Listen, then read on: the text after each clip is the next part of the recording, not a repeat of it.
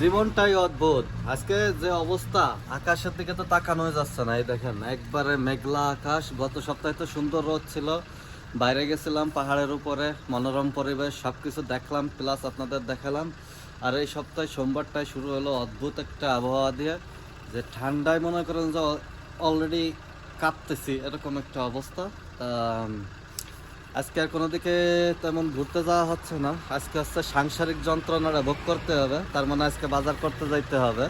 তো বাজার যে এক জায়গায় করবো তা না, চারটা মার্কেটে ঘুরবো। তো দেখা যাক যে আজকে কী কী নিয়ে আসি আর কত সময় লাগে। এখন হচ্ছে পুরোপুরি 12টা বাজে। 12টার সময় আমরা রওনা দিচ্ছি। গাড়ি অলরেডি রেডি, স্টার্ট দেওয়া। ঠান্ডার সময় তো এই জন্য স্টার্ট দিয়ে আমি কিছুক্ষণ গাড়ি রাখা দিই, যাতে ইঞ্জিনটা গরম হয় একটু, তারপরে আর কি গাড়ি নিয়ে বের হয়।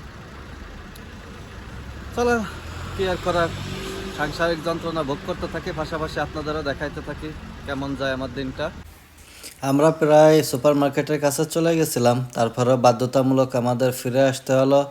কারণ যে হঠাৎ করে মনে পড়লো যে ইতালিতে আমাদের আত্মীয় স্বজন কেউ নেই, তাই আর কি ব্যাংকে চলে আসলাম প্রথমেই। কারণ যে ব্যাংকই হচ্ছে আমাদের বর্তমানে বড় আত্মীয়, ব্যাংক ছাড়া আমরা কিছুই বুঝি না।